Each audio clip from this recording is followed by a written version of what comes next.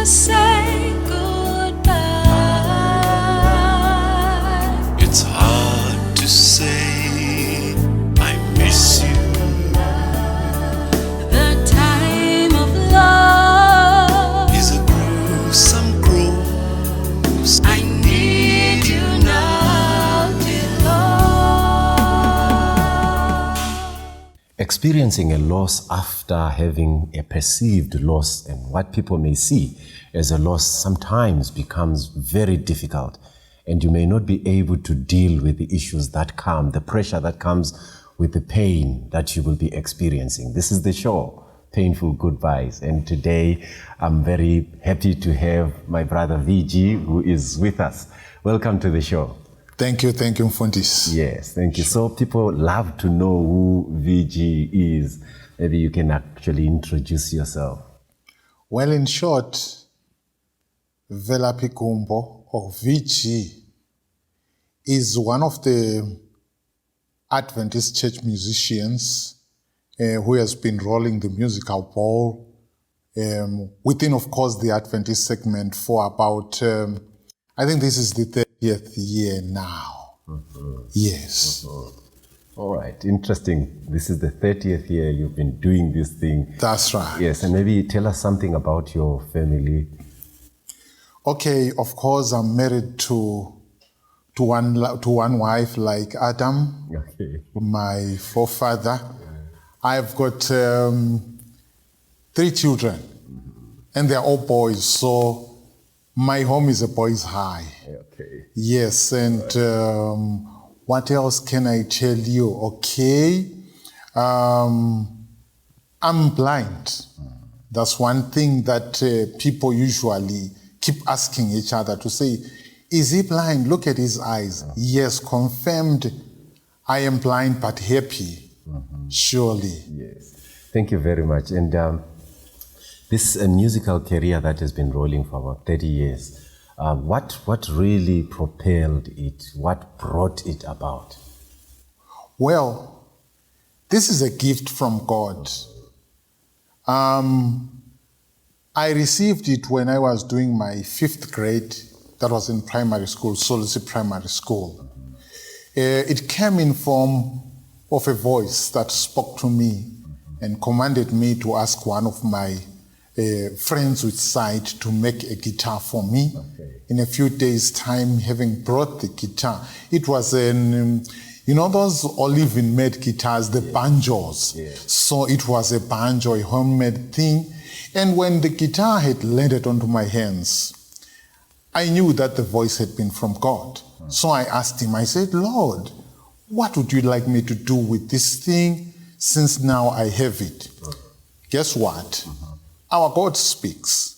Some people think that he last spoke in the Abrahamic era or with Isaiah and he ended there, or with Ellen G. White. But he speaks constantly with his people. So the voice came back again and said, Velaphi, you are going to pluck the strings like this and like that. Now, when the voice was instructing, it was as if there were 2 hands which were guiding both of my hands to do the pressing, and this other one will be doing the plucking. And somehow, suddenly, it dawned to me that I was playing the song Amazing Grace. Wow.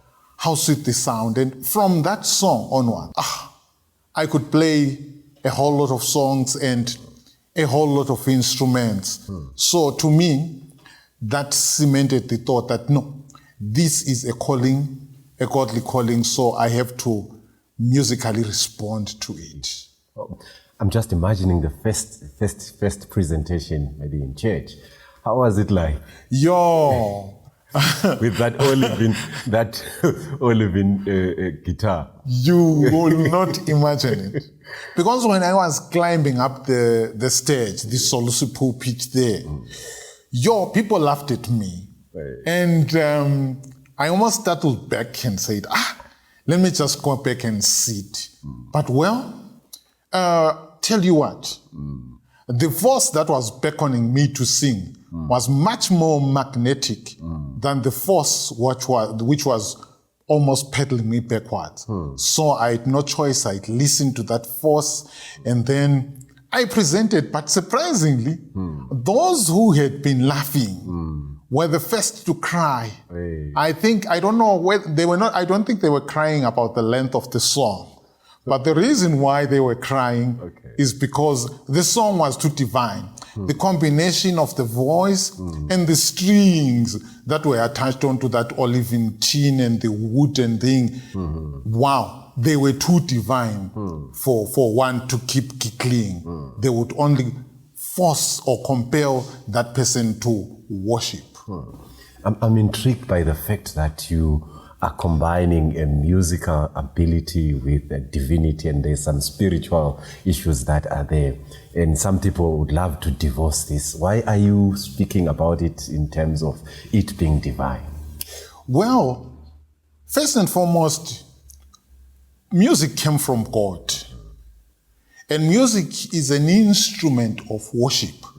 Now, who else should be worshipped except God, who says, "Thou shalt not have any other God before me except me." This is Yahweh.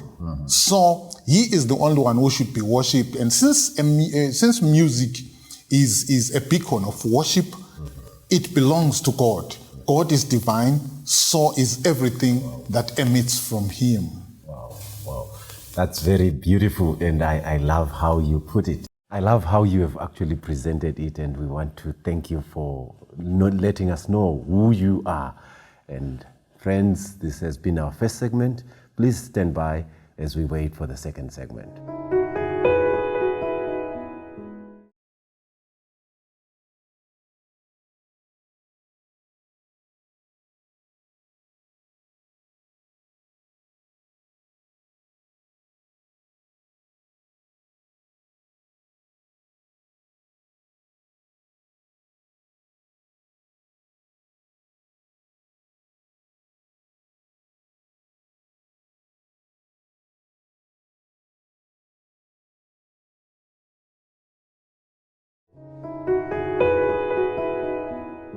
Welcome back to the second segment of the show, Painful Goodbyes. I'm with my brother Viji, and we've been talking about his musical career. And kindly share with us the interesting music sessions that you had, the presentations that you had. Well, they are more than my fingers and my toes mixed up together. Hey. And they were all good. I would go from one church to the other. Actually, that was after it had been realized that, wow, the boy plays a banjo. So I was invited this way and that way until I transited to the use of a box guitar, which, of course, I did not last long onto it because my interests were on the keyboard. Okay. I think they were sparked by this pianist called Ndabezinhle Nxumalo. Yeah, he was not only a wizard on the piano, but he knew how to harmonize his things. And so I decided, Lord, please help me to play this thing as well. And once I got exposed to it and I discovered how sound could be radiated out of it, that's all it took, and I could readily play the keyboard. So that really took me another level upward, the musical, what you call it, the musical road. All that lasted until last year, on the 22nd of August. Maybe before we get to last year. Yes, sir. Yes, what happened to you last year? There could be those moments when you presented and you think, wow, this has been a great time. Maybe just one or two, highlight any of those two. Wow, you really caught me there. Yes. Because there are so many of them, but maybe let me say one cannot afford forgetting or remembering the incident when I was asked to present something at BF Stadium. It would be a big Sabbath for all the Adventist churches in Bulawayo. And everybody was there, and wow, getting that chance to me was getting something of a lifetime. So I really liked that. Then, of course, last year when I was called to this other camp meeting in Mazowe, where the Harare City Center churches were meeting, and it was a camp meeting. So I was asked to grace the occasion as one of the pianists and, of course, one of the singers. I think, wow, that was my seesaw moment, and it was the highest point. Yeah. Oh, we bless the Lord for the ministry that He has given to you. Sure, And now, sure. in life, when you have all these blessings that are coming through your ministry, the devil then comes in. That's right. Now we want to talk about that time when you really lost it. Very true. And in response to that, the Zulus would go, Usatane unomona. It was on the 22nd of August last year, 2022, when I woke up only to discover that the whole of my left side was now malfunctional. Tell you what, I am very stubborn. I was sleeping on bed. So I struggled until I managed to rise, but still I fell again. That's when I summoned my wife and told her, there's something wrong here. Well, to cut the long story short, we rushed to the hospital. It's at 2 a.m., you can imagine. And by the time we get there, the doctors look at me, they flaps my limbs, and they only convey the message that, Velaphi, sorry, you have encountered a stroke.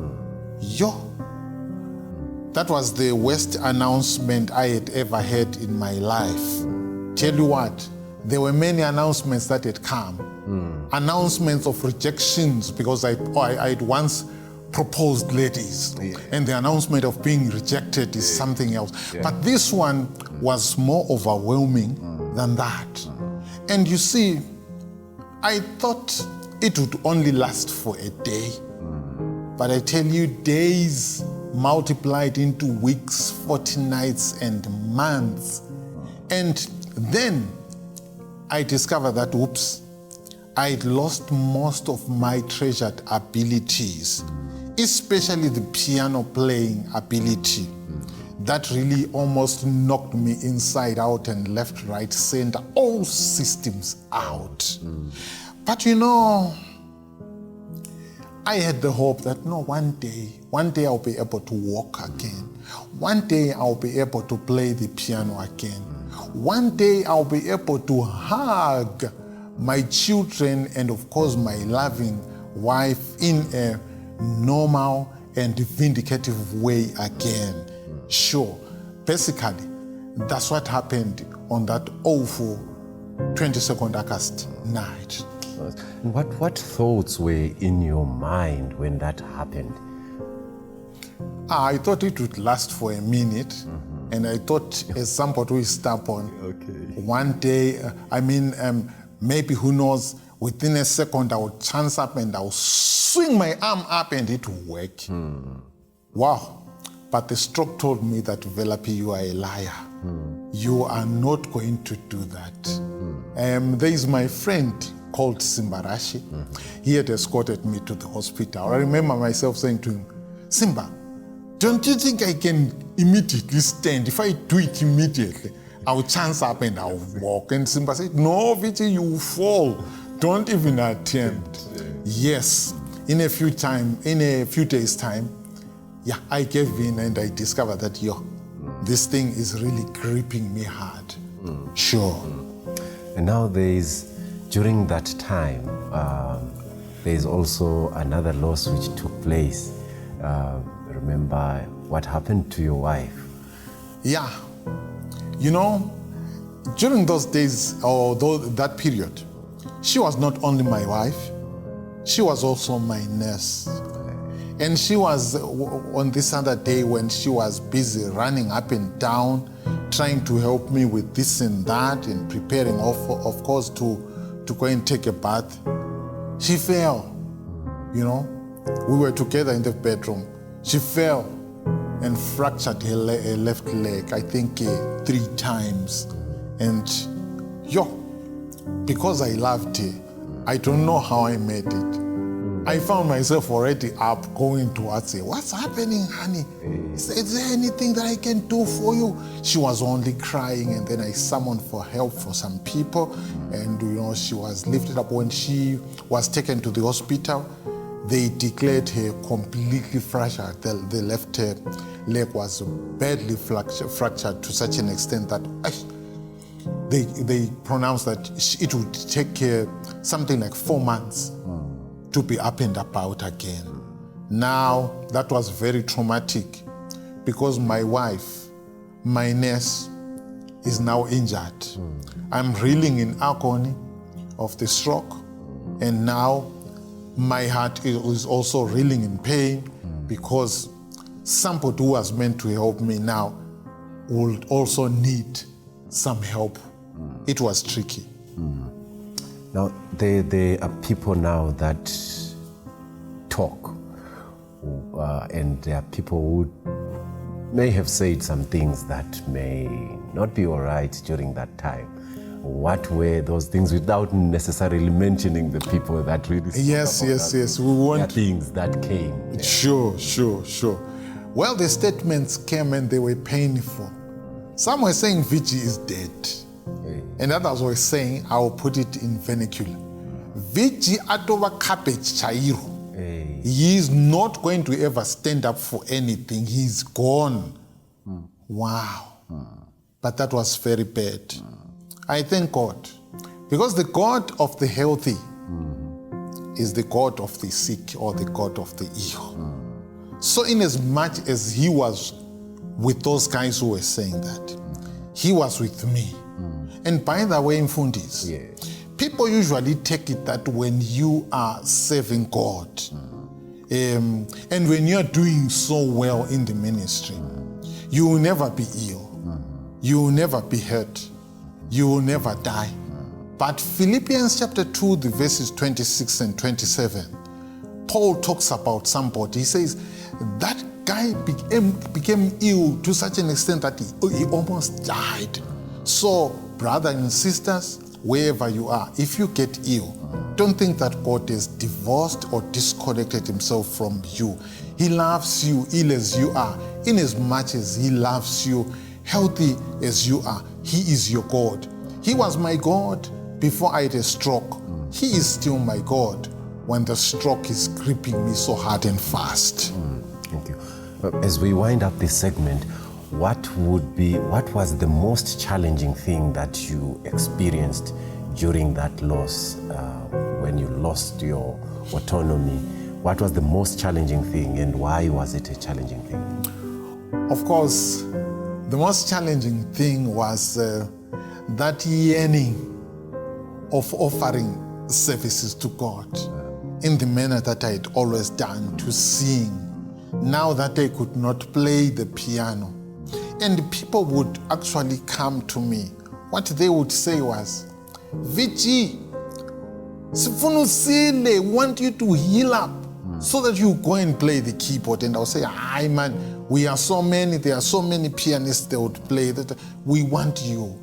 Now that was the most, shall I say, grave challenge which I faced, because to me, this statement was saying, your place is still there in our hearts. Rise up and claim it. But I cannot rise myself up. One day I actually became ashamed. They came to the hospital and told me all that. I became too ashamed, as if I'm the one who had been responsible for stroking myself. But no, thank God it wasn't me, it was the devil. That's the challenge which I had. Thank you very much for sharing this story and the pains that you went through. Please stand by as we wait for the third and final segment.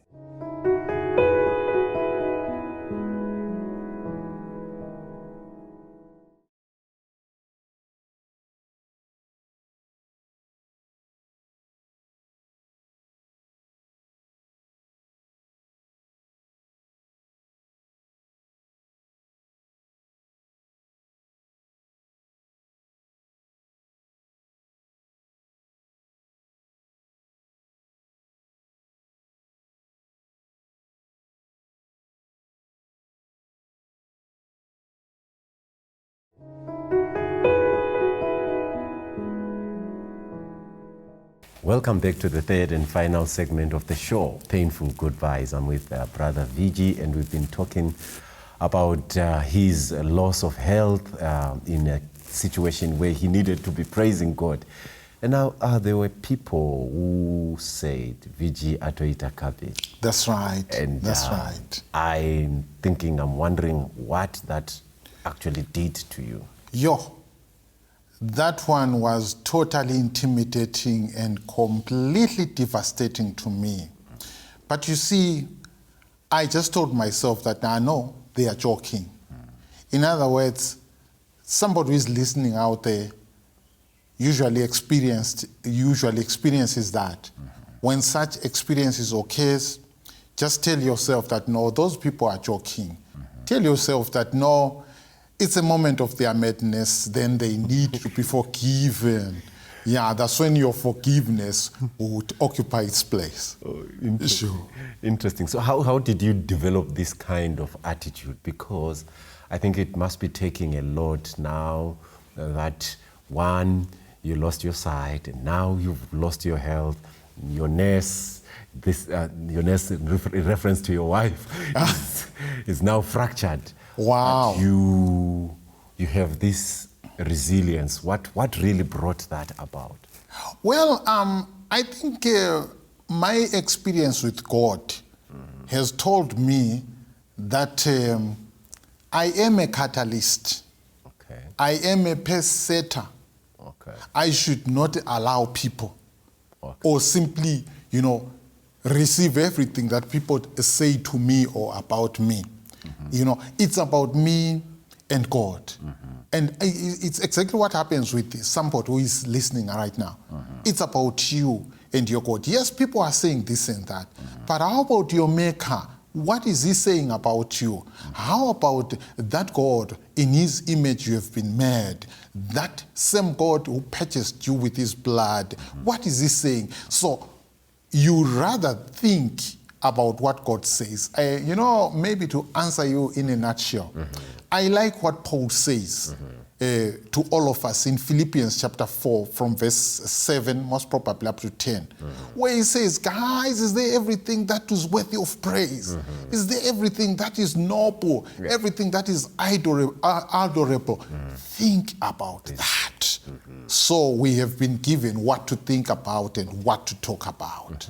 Sure. So there is a mindset shift. That's right. Very important. That's right. When you are going through losses, yes, think on these things. Especially the fact that we are living in this world which is characterized by losses. This is a planet of loss.